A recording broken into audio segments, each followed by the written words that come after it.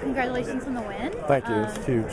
What was the biggest thing that went right for you guys today? Well, the biggest thing was we played tough, especially down the stretch. The media timeout under 12, we had given up several offensive rebounds where we had our hands on it, and I felt like there was a lot of contact, but the officials let it go both ways and really let the game be played between the players tonight instead of the officiating crew. And I challenged our toughness. After getting on the officials, I turned around and I chewed our team out just for not being tough enough and not being as tough as the opposition. And when you're on the road, if you want to win a game on the road, you have to out-tough the opponent, and that's what we did down the stretch, especially the last 4 minutes of the game. Every time we needed a rebound, we got it, we attacked the basket, we went to the free throw line and made free throws.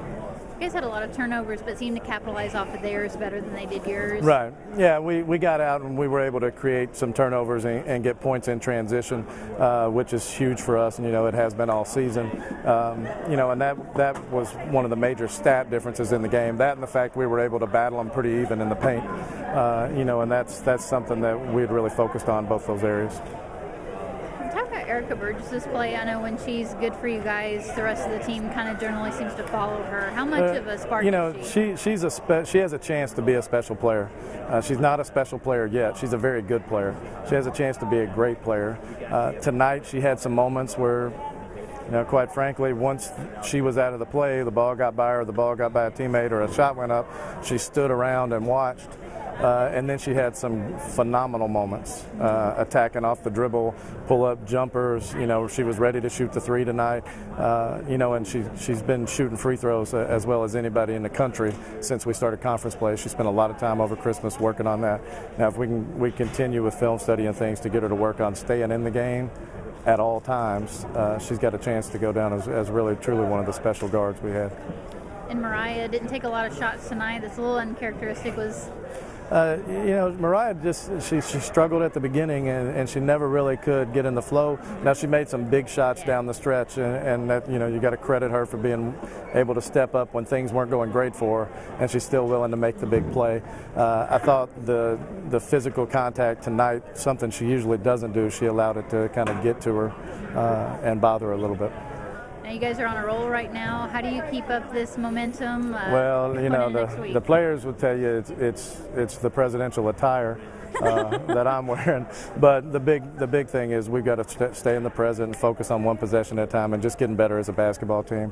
We've got a quick turnaround of a non-conference game tomorrow and then another non-conference game later in the week. Hopefully we'll continue to play well, we can pick up a home win, and then go on the road to SIU, to a tough Missouri Valley team that just got a big win over Missouri State the other night. So, we're going to have our hands full with them. How does it work in your schedule that you have 2 non-conference games in the middle of the season? Well, we had a long break. Yeah. We had basically a 10-day break in the OVC schedule, and we had to make the decision: do we want to give up a home game and go on the road for another game, or play Longwood and start a home-and-home series where they would come to us first? And they're not affiliated with a conference right now, so they're trying to schedule people during this time. So we got that. We had an earlier date worked out with SIU, and things fell through with their arena. We tried to get them to flip it and make it a home game, but they didn't go for that. And so we're playing on the road in that game. And, for us right now, because we've been playing better as of late, I think it's a good thing because we can continue momentum if you believe in that type of thing.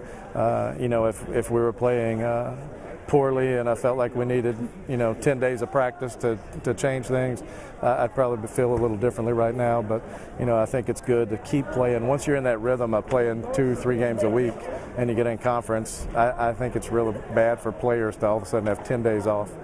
So that's how it worked out.